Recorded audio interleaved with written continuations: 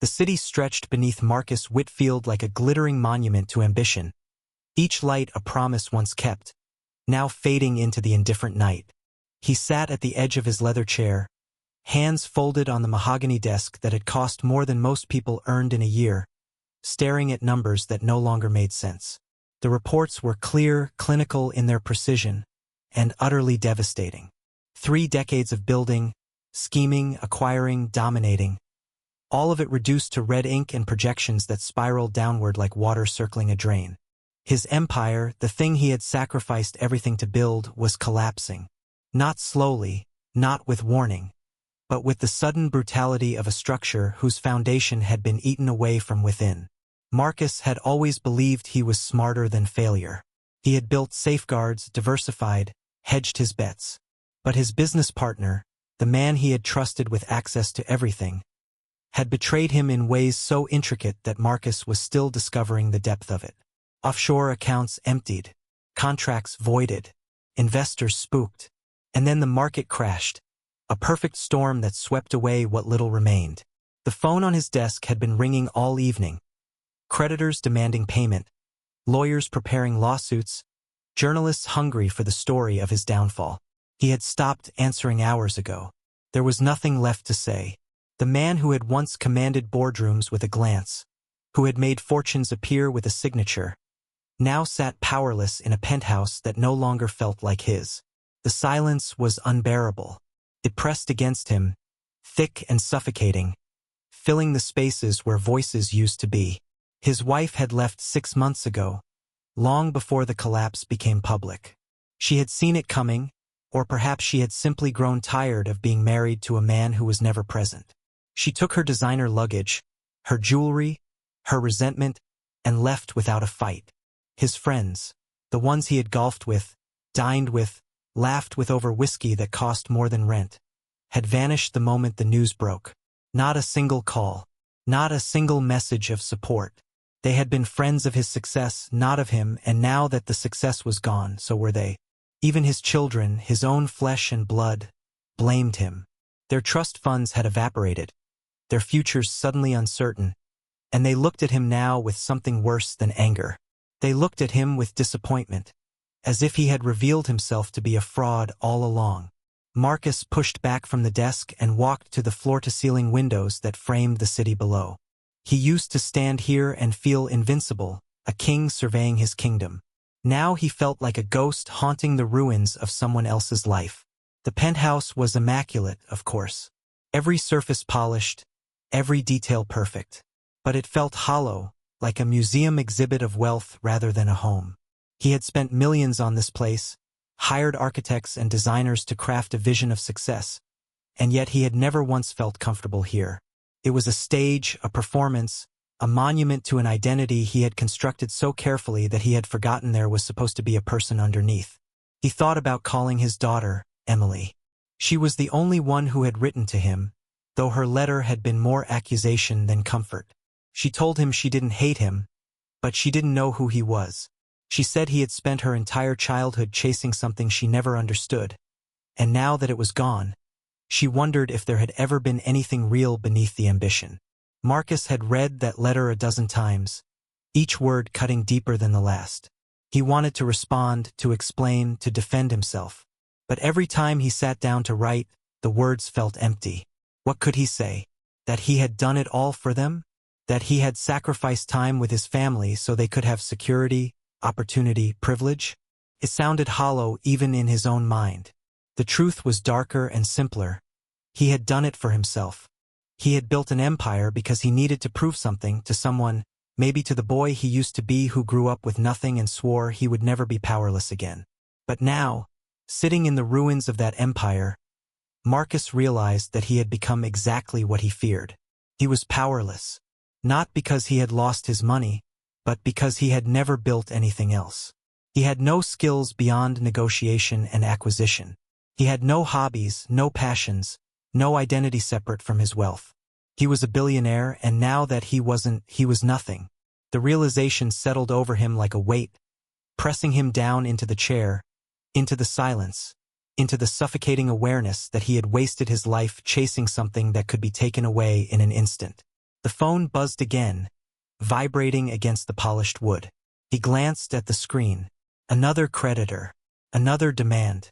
Another reminder that the world did not stop simply because he was broken. Marcus turned away from the window and walked back to his desk. He poured himself a glass of whiskey, the expensive kind he used to savor, and now it tasted like ash. He sat in the darkness, alone in a palace built for a man who no longer existed, and for the first time in his life, Marcus Whitfield did not know what to do next. Elena Martinez turned her key in the penthouse door just as the first light of dawn began to soften the edges of the city skyline. It was 5:30 in the morning, the same time she had arrived every Tuesday and Friday for the past 3 years. The hallway was silent, the kind of silence that only existed in buildings where people paid for distance from the noise of ordinary life. She moved quietly, her shoes making no sound on the marble floor, her movements practiced and efficient. She had learned long ago how to occupy space without disturbing it, how to exist in rooms where she was not meant to be seen. The penthouse smelled different this morning. Beneath the usual scent of expensive wood and leather, there was something stale and heavy, like air that had not moved in days. Elena set down her cleaning supplies and walked through the entryway into the main living area. The curtains were still drawn, blocking out the sunrise that should have filled the room with light. Empty liquor bottles sat on the coffee table, their labels facing different directions, as if they had been picked up and set down carelessly throughout the night. A stack of unopened mail had been pushed to the corner of the dining table, envelopes piling up like evidence of a life left unattended. She noticed these things the way she always did, cataloging the small changes that revealed the larger truths people tried to hide. Marcus Whitfield was asleep on the sofa, still dressed in the clothes he had worn the day before. His tie loosened but not removed, one arm hanging off the edge as if he had collapsed there rather than chosen to rest. Elena paused for a moment, studying him in the dim light. He looked smaller somehow, diminished in a way that had nothing to do with his physical size. His face, usually so composed and confident in the few moments she glimpsed it, was drawn and tired, lines etched deeper than she remembered. There was something about the way he lay there, unguarded in sleep, that reminded her of her own husband in those final months, when the weight of everything he carried had become too much and he had stopped pretending he could hold it all together. She moved past him quietly, opening the curtains just enough to let in the early light without waking him. The city stretched out below, indifferent and endless, and Elena thought, as she often did, about how strange it was that people could live so high above the ground and still feel so trapped. She had cleaned hundreds of homes over the years, in neighborhoods both wealthy and modest, and she had learned that sadness did not discriminate. It found you whether you lived in a penthouse or a one-bedroom apartment. The only difference was that in places like this, people had more rooms to hide in. Elena began her work the way she always did, starting with the kitchen.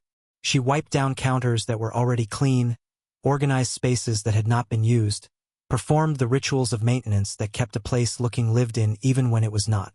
She moved through the penthouse with the same quiet diligence she brought to every job, not because Marcus Whitfield noticed or cared, but because she took pride in her work. It was one of the few things she could control, one of the few ways she could assert her presence in a world that often acted as if she did not exist. Marcus barely acknowledged her when he woke. He glanced in her direction as he passed through the kitchen, his eyes unfocused, his movements slow and heavy. He did not say good morning. He never did. To him, she was invisible, a part of the machinery of his life that functioned without requiring his attention. Elena had grown used to it. She had cleaned for many people like Marcus, people who looked through her rather than at her, who spoke about her in the third person even when she was in the room. It used to bother her in the early years, but she had learned to let it go. Invisibility, she discovered, had its advantages. People said things in front of her they would never say otherwise. They left their lives unguarded, assuming she was not paying attention. But Elena always paid attention. She saw the way Marcus moved through the apartment now, his shoulders hunched, his gaze avoiding the windows as if the light itself was too much to bear. She saw the shame in the way he could not meet his own reflection in the polished surfaces she had cleaned. She saw the exhaustion that had settled into his bones, the kind that came not from lack of sleep but from carrying a burden too long without rest. She had seen it before in her own life, in the faces of people she had loved and lost. She recognized the signs of a man who had built everything on a foundation that was never meant to hold, and now that it had cracked, he did not know how to stand without it. Elena did not speak to him. She had no words that would make a difference, no comfort that he would accept from someone like her. But as she folded the blanket he had left crumpled on the sofa, as she cleared away the bottles and straightened the papers he had scattered, she thought about how strange it was that people could live so close to one another and remain so completely alone. Marcus Whitfield did not see her, but she saw him. She saw the man unraveling, piece by piece, in a home that had never been a refuge. And though she said nothing, her mind was not quiet. She knew what it felt like to lose everything, to stand in the ruins of a life you thought was solid and realize it had been fragile all along. She had survived it. She wondered if he would. The morning arrived with the same gray inevitability that had marked all the mornings before it, the sky heavy with clouds that refused to break. Marcus had not slept well, his mind churning through spreadsheets and worst-case scenarios until the numbers lost all meaning and became simply noise. He had fallen asleep sometime after 4, only to wake 2 hours later with his heart racing and his chest tight, the familiar panic settling over him like a second skin. By the time Elena arrived, he was already pacing the penthouse, moving from room to room as if searching for something he could not name, his frustration building with each step that led nowhere. He had left a stack of papers on the floor near the coffee table the night before, financial documents he had been reviewing and then abandoned when the futility of it all became too much to bear. They were scattered in a loose pile, some face up, some face down, a chaotic mess that reflected the state of his mind. He had planned to return to them, to force himself to sit down and make sense of the numbers, to find some way forward through the wreckage. But when he walked into the living room that morning and saw that the papers were gone, something inside him broke. Elena was in the kitchen, wiping down the counters with the same methodical care she always brought to her work. Marcus stormed toward her, his voice louder than he intended, rough with exhaustion and anger that had nowhere else to go. He demanded to know where the papers were, accused her of moving things that did not belong to her, told her that she had no right to touch his documents. The words came out harsh and cutting, fueled by weeks of accumulated rage that had nothing to do with her and everything to do with the unbearable weight of his failures. He called her careless, incompetent, told her that if she could not follow simple instructions then perhaps she should not be working for him at all. Elena stopped what she was doing and turned to face him. Her expression did not change. There was no fear in her eyes, no defensiveness, no anger rising to meet his own. She simply looked at him, steady and calm, as if she were watching a storm pass through and knew it would eventually exhaust itself. Then, without saying a word, she walked past him into the living room, bent down, and picked up the papers he was looking for. They had not been moved. They were exactly where he had left them, only he had been too distracted, too consumed by his own chaos, to see them. She straightened the stack carefully, aligning the edges with a precision that felt deliberate, and placed them on his desk where they would not be lost again. Marcus stood in the middle of the room, his breath still coming fast, his fists clenched at his sides, waiting for her to apologize or defend herself or react in some way that would justify his outburst. But Elena did not apologize. Instead, she turned to him and spoke in a voice that was quiet but entirely unbothered, a voice that carried the weight of certainty. She told him that he was not angry at her. She said it plainly, without accusation, as if she were simply stating a fact that had become obvious. She said that he was angry at himself, and that yelling at her would not change that. The words landed like a blow. Marcus opened his mouth to respond, to defend himself, to tell her that she had no idea what she was talking about, that she had no right to speak to him that way. But nothing came out. He stood there, stunned, disarmed by the simple truth of what she had said. No one spoke to him like that. No one had ever dared. His employees deferred to him. His partners feared him. His family resented him. But no one looked him in the eye and told him what he needed to hear. And yet this woman, this cleaning lady who he barely acknowledged, who he had treated as invisible for 3 years, had just done exactly that. Elena did not wait for a response. She returned to the kitchen as if nothing had happened, as if she had not just dismantled the armor he had worn for so long that he had forgotten it was there. She picked up her cloth and continued wiping down the counters, her movements unhurried, her presence as steady and unshakable as it had always been. Marcus watched her, his anger draining away and leaving behind something worse: shame. He wanted to fire her. The impulse was immediate and instinctive, a reflex born from years of asserting control over situations that threatened to expose him. But he could not bring himself to say the words. Something in her voice, in the way she had spoken without fear or hesitation, had stopped him cold. He stood there for a long time, unable to move, unable to think beyond the echo of her words. "You're not angry at me. You're angry at yourself." It was true, and the truth of it was unbearable. He had spent weeks blaming everyone else. His partner, the market, the lawyers, the journalists, his wife, his children. Anyone but himself. But Elena had seen through it all with a clarity that he could not deny. She had looked at him and seen not the billionaire, not the empire, not the carefully constructed identity he had built, but the man beneath it, broken and furious and lost. Marcus walked slowly to the window and looked out at the city, the skyline gray and indifferent. He felt exposed in a way he had not felt in years, stripped of the defenses that had always protected him. Elena continued her work behind him, her presence a quiet reminder that he was not alone, even if he felt like he was. He did not apologize. He did not thank her. He simply stood there, disarmed and uncertain, wondering how a woman he had never truly seen had managed to see him so clearly. In the days that followed their confrontation, Marcus found himself watching Elena in ways he never had before. It was not intentional at first, more a shift in awareness than a conscious decision. He would be sitting at his desk, staring at documents he could no longer bring himself to read, and he would hear the soft sound of her moving through the apartment, the quiet swish of fabric as she dusted shelves, the gentle clink of glass as she organized bottles in the bar he no longer touched, the rhythmic sound of water running as she cleaned surfaces that were already clean. These sounds had always been there, background noise in a life too loud with ambition to notice, but now they filled the silence of the penthouse with something that felt almost like presence. She moved with a quiet dignity that he had never appreciated, never even recognized. There was no wasted motion in the way she worked, no hurry, no performance. She folded his shirts with the same care she might fold her own, smoothing out wrinkles that did not matter, aligning seams that no one would see. She watered the plants he had forgotten existed, the ones his interior designer had placed strategically around the penthouse to soften the hard edges of wealth. Most of them were dying, their leaves brown and brittle from neglect, but Elena tended to them anyway, trimming away the dead parts and coaxing life back into what remained.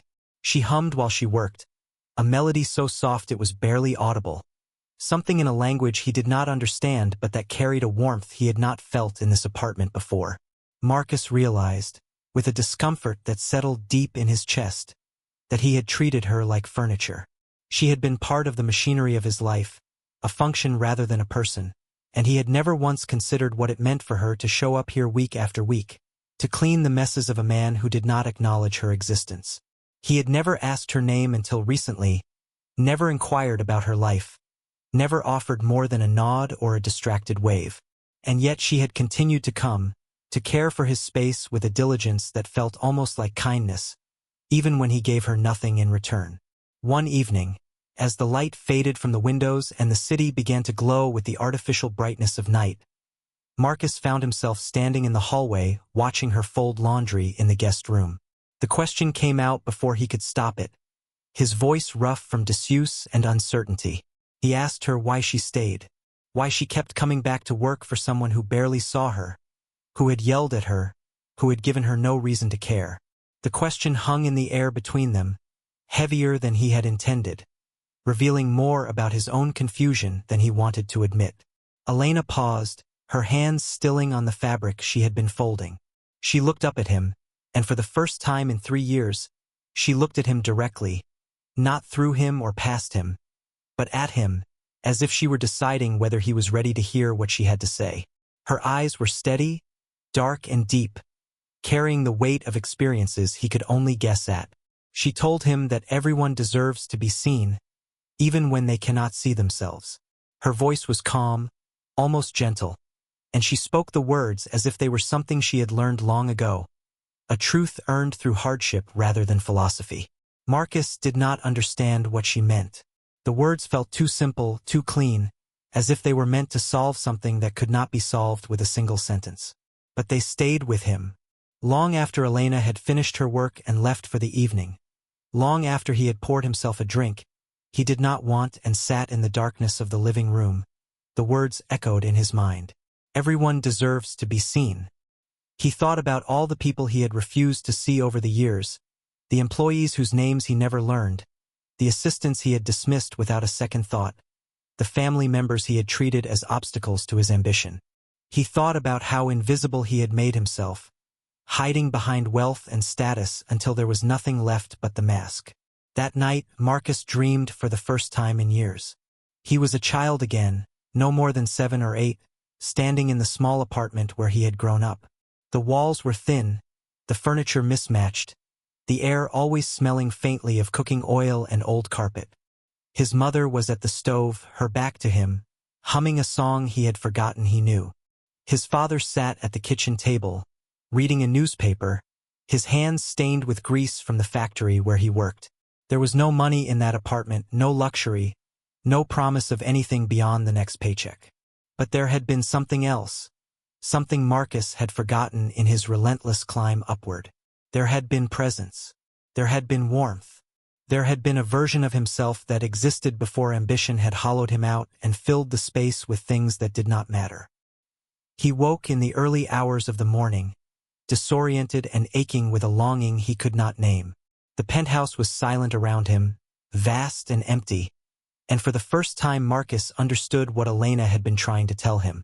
He had spent his entire life becoming someone, building an identity out of achievements and acquisitions, and in doing so, he had stopped being anyone at all. He sat on the edge of his bed, his head in his hands, and let the weight of that realization settle over him. It was heavy, unbearable in its truth, but it was also the first honest thing he had felt in a very long time. Marcus had never been good at asking questions that required him to listen. His entire career had been built on speaking first, asserting dominance, controlling the narrative before anyone else could shape it. But something had shifted in the days since Elena had spoken those words that had stripped him bare, and now he found himself curious about the woman who moved through his apartment with such quiet certainty. The next time she arrived, he was waiting in the kitchen with 2 cups of coffee, an offering that felt awkward in his hands, as if he were trying to learn a language he had never been taught. He asked her where she was from. The question came out more abruptly than he intended, but Elena did not seem surprised. She glanced at the coffee, then at him, and for a moment he thought she might refuse to answer. There was a hesitation in her eyes, a weighing of whether this man who had ignored her for 3 years had earned the right to know. But something in his posture, the way he stood there uncertain and stripped of the arrogance that used to define him, must have convinced her. She told him she was from a country far south of here, a place where the mountains touched the sky and the valleys were green even in the dry season. She said it simply, without nostalgia or longing, as if she were describing a place that belonged to someone else's memory. Marcus asked how long she had been here, and Elena paused before answering, her fingers tracing the rim of the coffee cup she had not yet lifted. She told him it had been 12 years since she arrived, though the number felt both impossibly long and heartbreakingly short. She had come with nothing, she said, just a daughter who was barely old enough to understand why they were running, and a suitcase filled with things that no longer mattered. Marcus wanted to ask why she left, but the question died in his throat because he could see the answer in the way her eyes darkened, in the way her hands stilled as if holding something too heavy to set down. She did not make him ask. After a long silence, Elena began to speak, her voice steady but quieter than usual, as if the words themselves required effort. She told him about the violence that had come to her town, sudden and brutal, the kind that did not distinguish between the guilty and the innocent. She told him about the night she lost her husband, how he had gone out to check on their neighbors and never came back, how she had waited by the window until dawn painted the sky red, and she knew that waiting was useless. She told him about the home they had built together, modest but filled with the kind of warmth that money could not buy, and how she had walked away from it with only what she could carry, knowing that staying meant death for her and her daughter. Marcus stood frozen, the coffee in his hand forgotten, his mind struggling to hold the weight of what she was saying. He had known loss, or thought he had. He had lost his wealth, his reputation, his marriage, his sense of self. But listening to Elena speak about losing everything in a way that was so much more final, so much more absolute, he realized that his understanding of loss had been shallow and self-centered. She had not lost opportunities or status or comfort. She had lost the person she loved most, the home that held her history, the country that shaped her identity. And yet she stood before him now, whole in ways he could not comprehend, speaking about it with a composure that felt almost incomprehensible.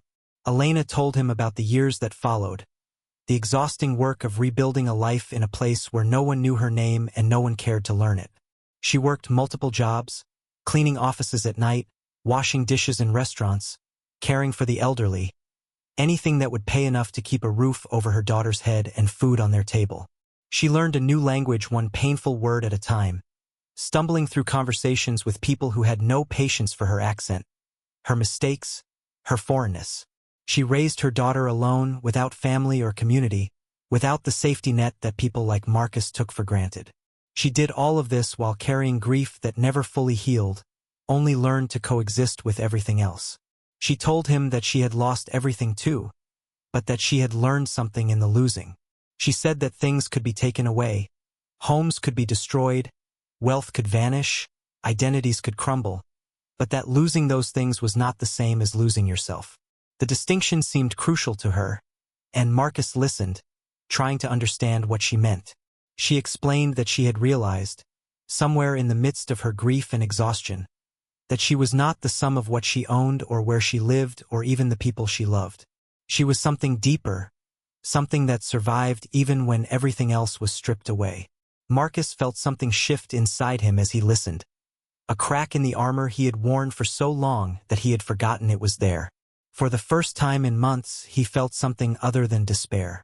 He felt humility, raw and uncomfortable, the kind that came from recognizing how small his suffering was in comparison, how self-indulgent his spiral had been. Elena had faced losses that would have destroyed him, and she had not only survived but rebuilt with a grace he could not imagine possessing. She had not become bitter or broken. She had become this woman standing before him, steady and certain, offering him the gift of her story without asking for anything in return. He wanted to thank her, to tell her that her words meant more than she knew, but he did not have the language for it. So he simply stood there, holding his coffee, feeling the weight of her experience settle over him like a lesson he was only beginning to understand. Elena finished her coffee and returned to her work, leaving Marcus alone with the realization that he had spent his entire life building walls that were never meant to protect him, and that perhaps, if he was willing to listen, this woman he had never truly seen could teach him how to live without them. Elena found the letter while dusting Marcus's desk, a task she performed with the same careful attention she brought to everything, even though the desk was rarely used anymore. It sat near the edge, half hidden beneath a stack of financial statements that had been opened and abandoned, the envelope made of thick cream paper that suggested formality or importance. She did not read it, would never have presumed to invade his privacy in that way, but she noticed the handwriting on the front, elegant and feminine, and the return address that bore a name she had seen before on photographs throughout the apartment. Emily Whitfield, his daughter. She moved the letter carefully to the center of the desk where it would not be overlooked, then continued her work, the soft sound of her cloth against wood the only noise in the otherwise silent penthouse. Marcus was in his bedroom, or perhaps standing at one of the windows staring out at nothing, as he often did these days. Elena did not disturb him. She had learned that there were moments when presence was more important than conversation, when the simple act of continuing to show up was itself a form of care. It was hours later when Marcus finally emerged and found the letter waiting for him. Elena was in the kitchen preparing to leave, wrapping up the small tasks that marked the end of her workday, when she heard the sound of paper tearing, the careful opening of an envelope. She did not go to him. She stayed where she was, folding dish towels with slow precision, listening to the silence that followed. It was the kind of silence that felt heavy, weighted with emotion too large to contain, and Elena recognized it because she had lived inside that silence herself, in the days after her husband died, when grief was so overwhelming that even breathing felt like an act of defiance. She glanced toward the hallway and saw Marcus sitting at his desk, the letter in his hands. His head bowed as if the words on the page had physically bent him forward. His shoulders shook once, then again, and Elena understood before she heard the sound that he was crying. It was not loud or dramatic, not the kind of crying that demanded attention or comfort. It was quiet and raw, the kind that came from a place so deep that it could not be controlled or contained. She had never seen him like this, had never imagined that a man who carried himself with such rigid composure could break in this way.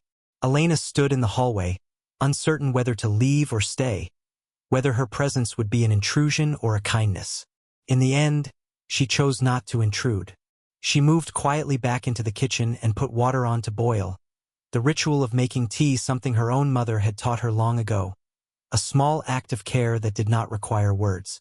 She prepared the cup with the same attention she brought to everything, selecting the chamomile that she knew helped with sleep, adding just enough honey to soften the bitterness. Then she wrote a note on a piece of paper torn from her small notebook, her handwriting careful and deliberate. "It's not too late to answer." She placed the tea and the note on the edge of Marcus's desk without saying anything, without looking at him directly, giving him the dignity of his grief without forcing him to acknowledge her witness to it. Then she gathered her things and left, the door closing behind her with a soft click that felt louder in the silence than it should have. Marcus did not move for a long time after she left. He sat with the letter in his hands, reading the words over and over until they blurred and lost their shape, until he could recite them from memory. Emily had written that she did not hate him, but that she did not know who he was anymore. She said he had spent her entire childhood chasing something she never understood, sacrificing time with her for meetings and deals and the relentless pursuit of more. She wrote that she used to believe there was a reason for it, that underneath the ambition there was a father who loved her and simply did not know how to show it. But now that the success was gone, now that the empire had crumbled and there was nothing left to chase, she wondered if there had ever been anything real beneath it. She wondered if the man she called father was only the mask he wore, and if so, then she did not know who she had been grieving all these years. The words cut deeper than anything Marcus had experienced in the collapse of his business. They were not accusations of cruelty or neglect in the traditional sense. They were worse. They were questions about his existence, about whether he had ever been a person at all or just a collection of ambitions dressed in expensive suits. Emily was not asking for an apology. She was asking if he was real. And Marcus did not know how to answer because he was not sure he knew anymore. He looked down at the tea Elena had left, now growing cold, and the note she had written in careful script. "It's not too late to answer." The words felt both like a lifeline and an accusation. Part of him wanted to believe her, to reach for the possibility that he could still repair what had been broken, that there was still time to become someone his daughter could recognize. But another part of him, the part that had been hollowed out by years of performance and pretense, whispered that it was already too late, that he had forfeited the right to her love when he chose everything else over her. Marcus stared at the note for a long time, his fingers tracing the letters as if they might reveal some hidden instruction, some map back to the person he should have been. He did not know how to answer Emily's letter. He did not know what to say to a daughter who had looked at him her entire life and seen only absence. He did not know if he deserved the chance to try. But the tea sat there, cold and untouched, and the note remained, and somewhere in the space between his doubt and Elena's quiet insistence, Marcus felt the smallest flicker of something that might have been hope. It began with the bed. Marcus had not made his own bed in decades, perhaps longer. There had always been someone to do it, housekeepers, hotel staff, his wife before she left. The bed was simply something that existed in a state of readiness, sheets crisp and corners tucked with a precision he never thought about because he never had to. But one morning, Elena walked into his bedroom and found him still sitting on the edge of the unmade mattress at 10 o'clock, staring at the tangle of sheets as if they represented some insurmountable problem. She did not say anything at first. She simply walked to the other side of the bed and began smoothing the fitted sheet, her movements efficient and practiced. Then she stopped and looked at him, waiting. Marcus stared back, confused, until she gestured for him to help. He stood reluctantly, uncertain what she expected, and she guided him through the process with quiet patience, showing him how to pull the sheet taut, how to tuck the corners so they would not come loose, how to fold the duvet so it lay flat and even. It felt absurd to him, this lesson in something so basic, so far beneath the skills he had spent a lifetime cultivating. He wanted to tell her that he had negotiated billion-dollar deals, that he had built companies from nothing, that making a bed was not something a man like him needed to know. But Elena's expression stopped him. There was no judgment in her eyes, no condescension. She treated the task with the same seriousness she brought to everything, as if making a bed properly was not a menial chore but an act of self-respect. When they finished, she stepped back and nodded, and Marcus found himself looking at the bed with something that surprised him. A small, unexpected sense of accomplishment. It was just a bed. But it was his bed, and he had made it, and that meant something he could not quite articulate. The lessons continued. Elena showed him how to cook a simple meal, nothing elaborate, just eggs and toast and coffee that did not come from an expensive machine with settings he had never learned to use. She stood beside him in the kitchen, guiding his hands as he cracked eggs into a pan, showing him how to adjust the heat so they would not burn, how to flip them without breaking the yolk. Marcus fumbled at first, frustrated by his own incompetence, by the way his hands felt clumsy and uncertain doing tasks that Elena performed without thinking.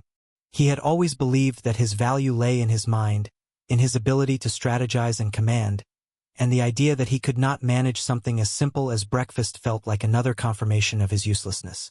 But Elena was patient in a way that no one in his life had ever been. She did not rush him or criticize his mistakes. She simply corrected him gently, showing him again and again until his movements became smoother, more confident. When he finally sat down to eat the meal he had prepared himself, it tasted different than anything he could remember. It was not better than the food he used to order from expensive restaurants, not more refined or complex. But it was his, made with his own hands, and there was a satisfaction in that which surprised him. She taught him how to fix a broken drawer in his dresser, the one that had been sticking for months, the one he had planned to call someone to repair but never got around to. Elena brought a screwdriver from her cleaning supplies and showed him how to tighten the loose screws, how to adjust the track so the drawer would slide smoothly again. Marcus resisted at first, insisting that this was not something he needed to learn, that there were people who specialized in these things. But Elena simply handed him the screwdriver and waited, and eventually he took it, more out of embarrassment than conviction. The work was harder than he expected. His hands, accustomed to signing papers and shaking hands in boardrooms, struggled with the small, precise movements required. But as he worked, something shifted. There was a simplicity to the task, a clear problem with a clear solution, and when the drawer finally slid open and closed without resistance, Marcus felt a flicker of pride that had nothing to do with money or status. He had fixed something. He had taken care of his own space. It was a small thing, insignificant in the grand scheme of his failures, but it mattered. Slowly, almost without realizing it, Marcus began to change. He started waking up earlier, not because he had somewhere to be but because staying in bed felt like surrender. He made his bed each morning, the task becoming a ritual that marked the beginning of the day. He opened the curtains and let light into the apartment, something he had avoided for weeks because the brightness felt like an accusation. He cooked his own breakfast, simple meals that would have embarrassed him to serve to anyone but himself. He answered a few emails, not the ones from creditors or lawyers, but the ones from people who still believed he might have something to offer. The apartment began to feel different. It was still the same space, still filled with the expensive furniture and art that had once defined his success. But it no longer felt like a museum or a tomb. It felt like a place where someone actually lived, where small acts of care accumulated into something that resembled a life. Elena watched these changes without comment, continuing her work as she always had, but Marcus could sense her approval in the way she moved through the space, in the small nods she gave when she saw the bed made or the kitchen clean. He did not understand yet what Elena was teaching him. Not fully. He still thought of these tasks as distractions, temporary measures to fill the empty hours of his days. But somewhere beneath his resistance, something was beginning to take root. There was dignity in doing things with your own hands, in taking care of your own space, in learning that your value was not determined by what others did for you but by what you could do for yourself. Marcus was not ready to admit that yet, not ready to let go of the identity he had built over a lifetime. But the small repairs were adding up, piece by piece, and the man who had lost everything was slowly learning how to build something new. The coffee shop Emily chose was nothing like the places Marcus used to frequent. There were no leather chairs or hushed conversations about market trends. No waiters in pressed uniforms hovering with imported espresso. Instead, it was a small neighborhood cafe with mismatched furniture and chalkboard menus. The kind of place where students lingered over laptops and mothers nursed infants while balancing paperback books. Marcus arrived early, a habit from his old life that he could not shake, and sat at a table near the window where he could watch the street. His hands felt empty without a phone to check or documents to review. So he folded them on the table and waited, trying to control the anxiety that coiled in his chest like something alive. When Emily walked through the door, Marcus almost did not recognize her. It had been 2 years since he had seen her in person, maybe longer, and in that time she had changed in ways that photographs on social media had not captured. She was thinner than he remembered, her face more angular, her expression guarded in a way that reminded him uncomfortably of himself. She wore jeans and a simple sweater, her dark hair pulled back in a way that made her look older than her 26 years. She did not smile when she saw him. She simply walked to the table and sat down, placing her bag on the empty chair between them as if it were a buffer, a physical reminder of the distance that existed. The silence that followed was excruciating. Marcus wanted to fill it with apologies or explanations, to say something that would ease the tension pulling taut between them, but every word that came to mind felt inadequate or false. Emily ordered tea when the server came by, and Marcus asked for black coffee, and they both waited until the drinks arrived before either of them spoke. It was Emily who broke the silence, her voice steady but cool, clinical in a way that cut deeper than anger would have. She told him she had agreed to meet because she wanted to see if he had changed, or if he was still the man who had missed every birthday, every school recital, every moment that mattered in her childhood. She said it plainly, without accusation, as if she were simply stating facts that needed to be acknowledged before anything else could happen. Marcus felt the words land like blows, each one a reminder of the father he had failed to be, the absences that had accumulated into something that could not be explained away or justified. He wanted to defend himself, to explain that he had been building something for her, that his work had been an expression of love even if she could not see it that way. But the words died before they reached his throat because he knew they were not true, or at least not true enough. Instead, Marcus admitted that he did not have an answer to her question. He told her he had lost everything in the past few months, the business and the money and the identity he had built his entire life around. But he was starting to realize, he said, that what he had lost was not what mattered. The admission felt raw and unfinished, as if he were confessing to a truth he had not fully understood himself. Emily listened without expression, her hands wrapped around her tea, steam rising between them like something fragile. She did not forgive him. Marcus could see that in the way she held herself, in the careful distance she maintained even as they sat across from each other. But she listened, and that felt like more than he deserved. When she finally spoke again, her voice was quieter but no less firm. She told him that if he wanted a relationship with her, it would take time. It would take effort, not promises or grand gestures, but the slow, unglamorous work of showing up. She said she was not interested in the father who sent expensive gifts to compensate for his absence, or the one who appeared when it was convenient and disappeared when it was not. If he wanted to be part of her life, he would have to earn it, and there were no guarantees that he would succeed. Marcus nodded, his throat tight with emotion he could not name. He told her he understood, and for the first time in his life he meant it. He was not asking for forgiveness or absolution. He was simply asking for a chance to try, to begin the work of rebuilding something that had never truly been built in the first place. Emily did not smile, but something in her posture softened slightly, a shift so subtle that Marcus might have missed it if he had not been paying such careful attention. She told him she had to leave, that she had work in an hour, and Marcus stood when she did, resisting the impulse to hug her because he knew the gesture would not be welcome. As she walked toward the door, Emily paused and turned back. She told him she would be willing to meet again in a few weeks, if he wanted to. Just coffee, nothing more, but it would be a start. Marcus agreed, his voice thick with gratitude that he tried to keep restrained. She left without looking back, and Marcus sat down again, his coffee cold and untouched in front of him. For a long time he simply sat there, watching people move past the window, ordinary people living ordinary lives, and he thought about what Emily had said. Rebuilding would take time. It would take effort.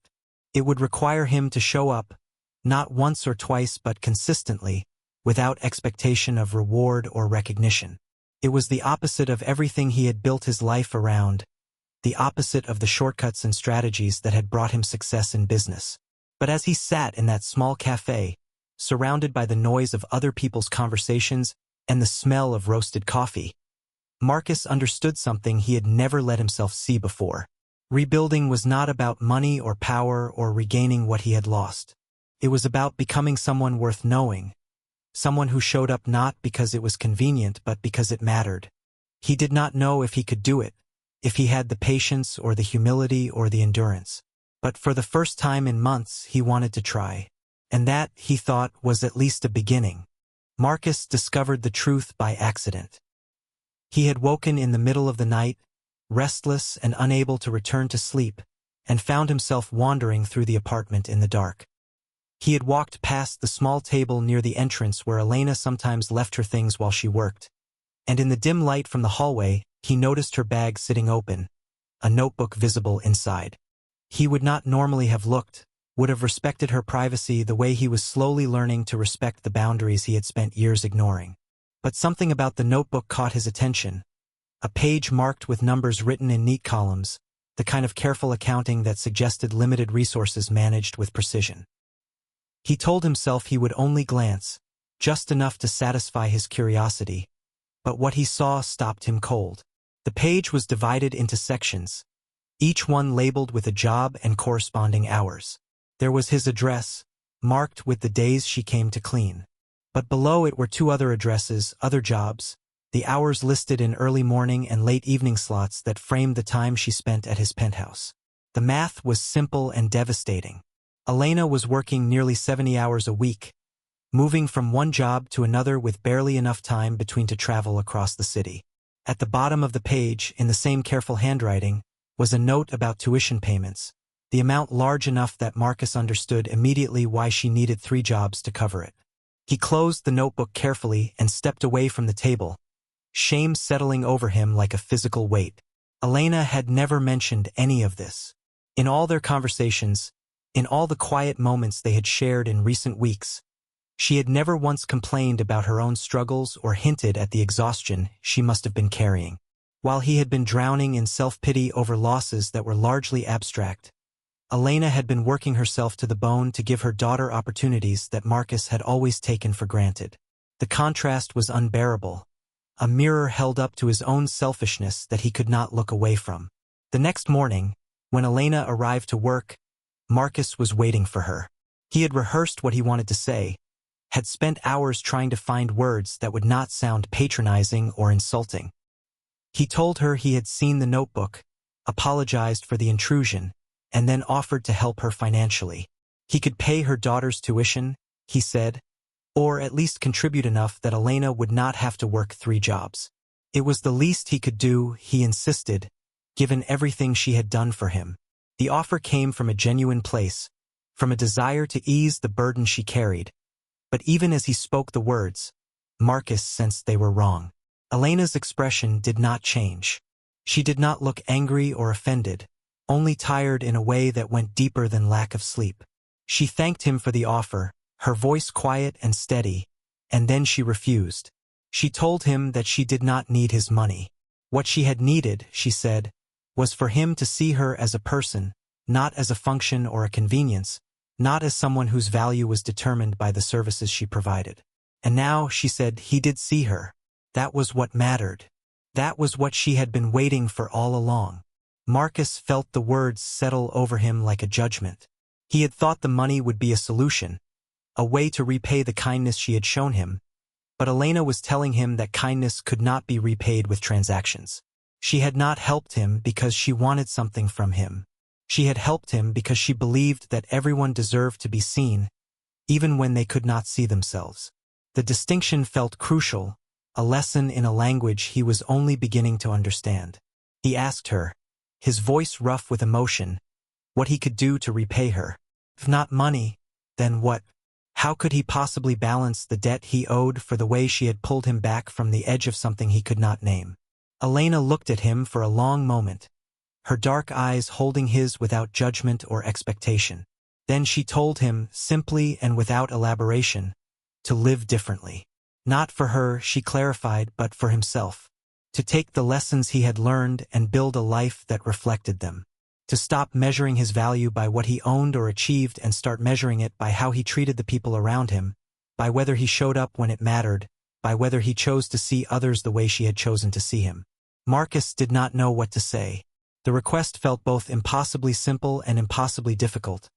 A directive that required him to dismantle everything he had spent his life building and construct something entirely new in its place. He wanted to protest, to ask for clearer instructions, for a roadmap that would tell him exactly how to become the person Elena believed he could be.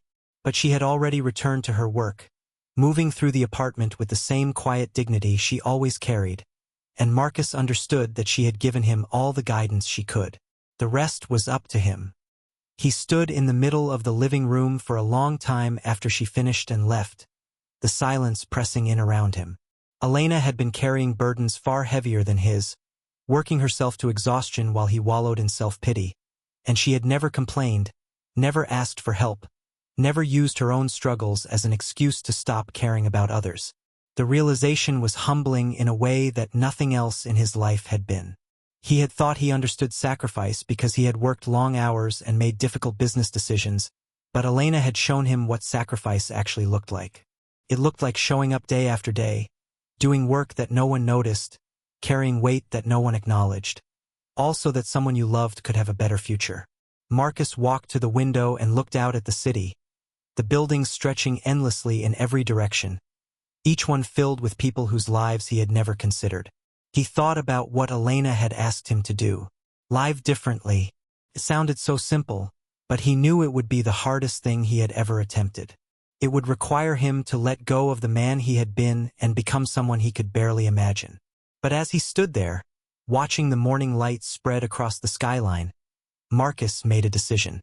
He would try, not because he thought he could repay Elena, but because she had given him something more valuable than money or success. She had given him a reason to believe that it was not too late to matter. The community center occupied a converted warehouse on the east side of the city, a neighborhood Marcus had driven through countless times on his way to more important places but had never actually seen.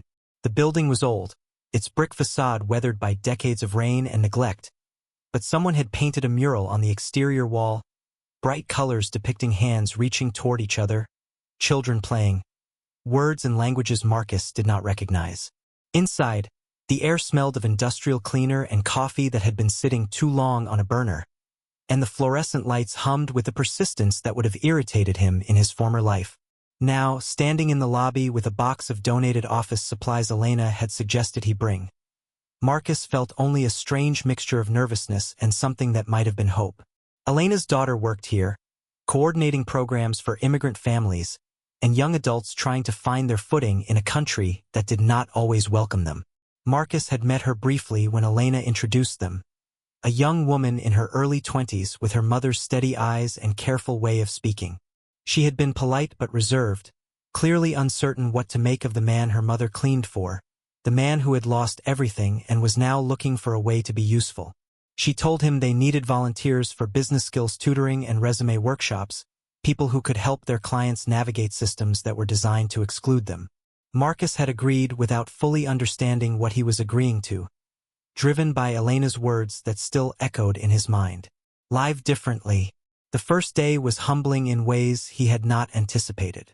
Marcus arrived expecting to teach, to impart the knowledge he had accumulated over decades in business, to command the room the way he always had. But the people who came to the center did not care about his credentials or his past. They did not know he had once been a billionaire, did not care about the empire he had built and lost. They only cared about whether he could help them understand why their resumes were being rejected, how to answer interview questions when their English was imperfect, what it meant when an application asked for references they did not have. They cared about whether he showed up, whether he listened, whether he treated them with respect rather than pity. Marcus worked with a man from Somalia who had been an engineer in his home country but could not get his credentials recognized here. He helped a young woman from Guatemala translate her work experience into language that American employers would understand. He sat across from a teenager whose parents had brought him across the border when he was 5, who wanted to go to college but did not know how to navigate the financial aid system. Each conversation required Marcus to listen more than speak, to ask questions rather than provide answers, to acknowledge that his knowledge had limits and that the people he was helping often understood things he never would. It was exhausting work, not physically but emotionally. Marcus had spent his career making decisions quickly, asserting control, moving forward without looking back. But here, progress was slow and uncertain. People came back week after week with the same problems, facing obstacles that should not have existed, carrying burdens that felt insurmountable. Marcus could not fix their situations with a phone call or a check. All he could offer was his time, his attention, his willingness to sit with them in their struggle and help them find small ways forward. It was not the kind of work that came with recognition or reward, but slowly, over weeks that turned into months, Marcus began to realize that it was the most meaningful work he had ever done. The people at the center did not treat him like someone important. They treated him like someone who was present, someone who showed up when he said he would, someone who remembered their names and asked. The email arrived on a Tuesday morning, wedged between notifications from creditors and automated messages from services Marcus no longer used. He almost deleted it without reading, assuming it was another piece of digital debris from a life that no longer existed. But something about the subject line caught his attention, simple and direct in a way that felt different from the usual noise. It was from the director of a nonprofit organization that worked with immigrant communities, someone Marcus had met briefly at the community center during one of his volunteer sessions. The message was short and professional, offering him a consulting position helping small immigrant-owned businesses navigate legal and financial systems. The salary was modest, barely enough to cover basic expenses, a fraction of what Marcus used to spend on a single dinner. But it was honest work, the email said, and they believed his experience could make a real difference. Marcus stared at the screen for a long time, reading the words over and over as if they might change or reveal some hidden condition he had missed. He had not worked in months, had assumed that his career was over, that no one would want to hire a man whose empire had collapsed so spectacularly. The offer was not what he would have accepted in his former life. It came with no prestige, no corner office, no pathway back to the world he had lost. But sitting in the penthouse that no longer felt like home, Marcus realized that he did not want to return to that world. He wanted something different, something that felt like it mattered beyond the accumulation of wealth or status. He typed his acceptance before he could second-guess himself, his hands trembling slightly as he pressed send. The decision to sell the penthouse came next, inevitable once he allowed himself to consider it. The apartment had never been a home, only a monument to success, and keeping it now felt like clinging to an identity that no longer fit. Marcus hired a real estate agent, watched as strangers walked through the space commenting on the views and the finishes, and felt nothing but relief when the sale closed. The money that remained after paying off his debts was substantial enough, more than most people would see in a lifetime, but Marcus found that he did not want to keep it. He thought about Elena, about the sacrifices she had made for her daughter, about the families at the community center who struggled with burdens they had not chosen. He set up donations to organizations that helped immigrants and displaced families, structured them carefully so they would continue even after the initial funds were distributed. He did it in Elena's honor, though he did not tell her, knowing she would refuse any recognition. The apartment Marcus moved into was small, a one-bedroom in a neighborhood that was neither wealthy nor poor, just ordinary. The building had no doorman, no marble lobby, no elevator that required a key. His neighbors were teachers and nurses and people who worked jobs whose names Marcus had never bothered to learn in his former life. The apartment itself was plain, with walls that needed painting and floors that creaked when he walked across them. But it had large windows that let in natural light, and the rent was something he could afford on his nonprofit salary. And when Marcus stood in the empty living room on his first night there, he felt something he had not felt in the penthouse. He felt like he could breathe. Emily began to visit more often, tentatively at first, as if testing whether this version of her father was real or just another performance that would eventually collapse. They met for coffee every few weeks, then dinner, then walks through the neighborhood where Marcus now lived. The conversations were still careful, still marked by years of absence that could not be erased, but there was a softness emerging between them that had not existed before.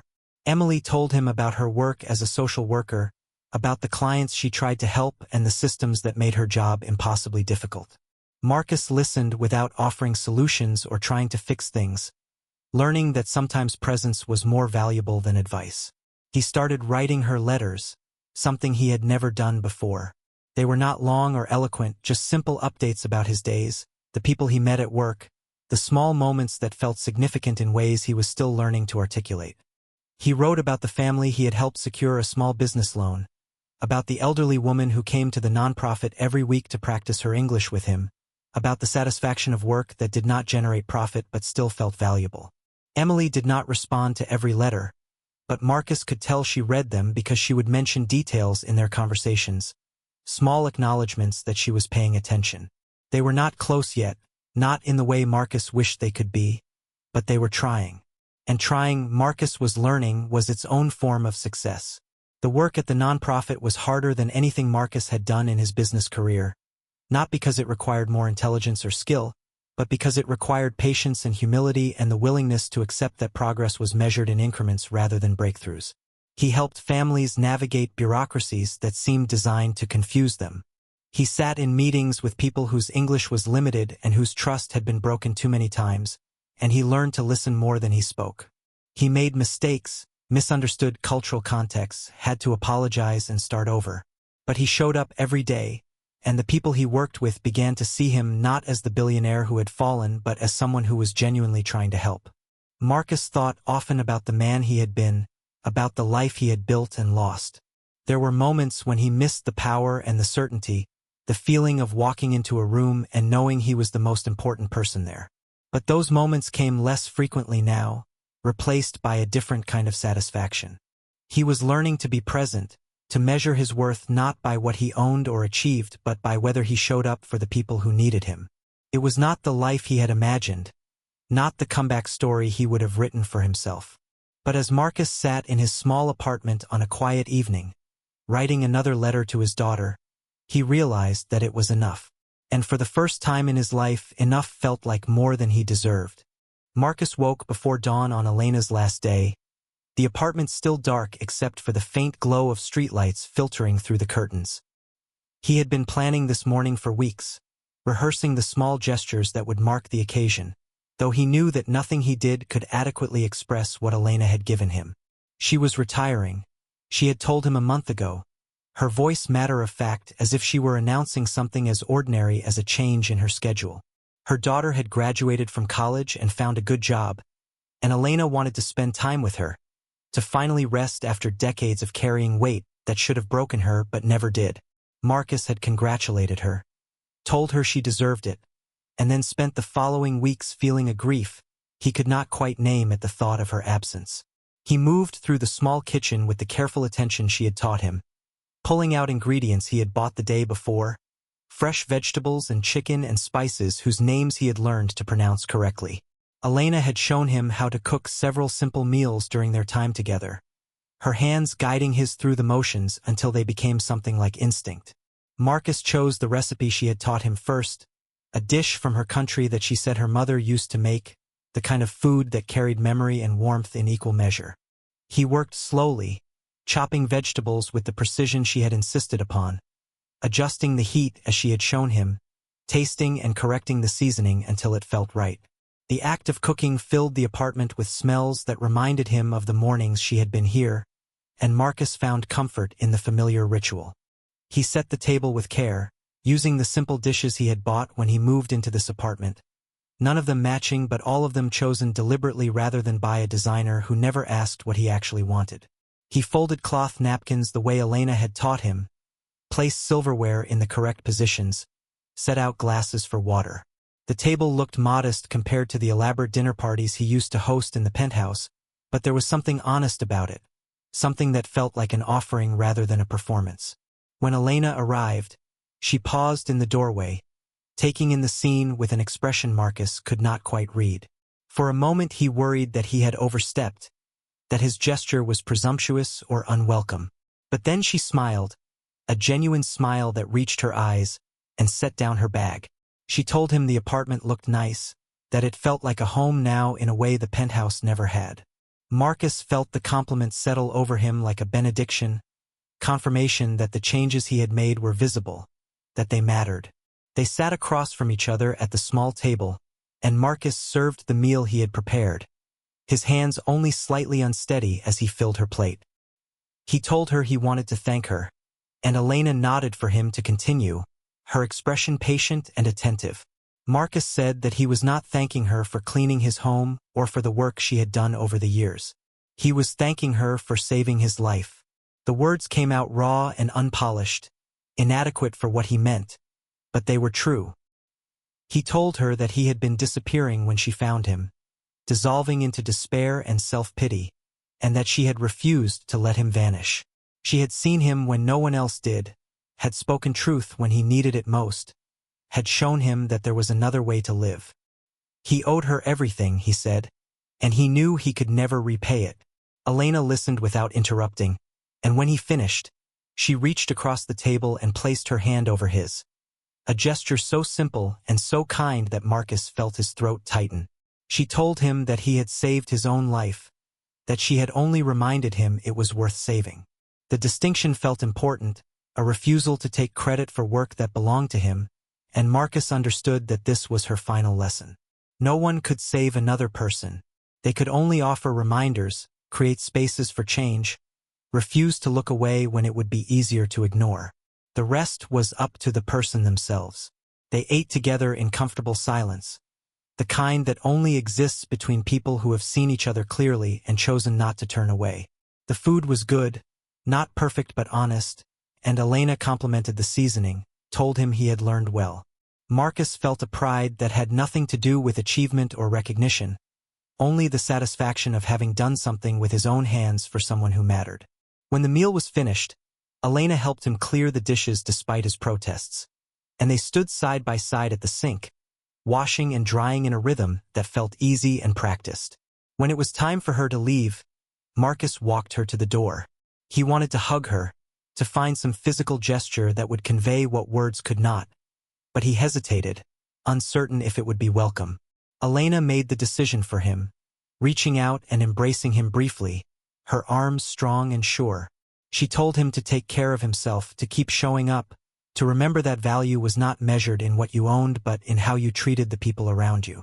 Then she picked up her bag and walked down the hallway, and Marcus stood in the doorway watching until she turned the corner and disappeared from view. The apartment felt different after she left, quieter but not empty. Marcus sat on the small couch he had bought secondhand, looking around at the space he now called home. It was smaller than the penthouse, simpler, without any of the markers of wealth that used to define him. But it was his in a way nothing had ever been before, chosen deliberately rather than acquired automatically, filled with objects that served purposes rather than projecting images. For the first time in years, Marcus felt at peace. Not the peace of having achieved something or arrived somewhere, but the peace of having stopped running. He opened his laptop and began to write, the words flowing more easily than he expected. He wrote a letter to Emily, telling her about the meal he had cooked and the woman who had taught him how to make it. He wrote about what he was learning, about how value was measured not in accomplishments but in presence, not in what you accumulated but in what you gave. He wrote a message to himself, a reminder of who he wanted to become, of the lessons he needed to remember when the old patterns tried to reassert themselves. And he wrote a testament to Elena, the woman who had changed everything in seconds by simply refusing to let him disappear, by seeing him when he could not see himself, by showing him that it was never too late to become someone worth knowing. When he finished, Marcus sat back and looked at the words on the screen, imperfect but true. Outside, the city was waking up, lights spreading across buildings filled with people living their ordinary, essential lives. And inside this small apartment, Marcus Whitfield, who had once had everything and lost it all, had finally found something worth keeping. Himself.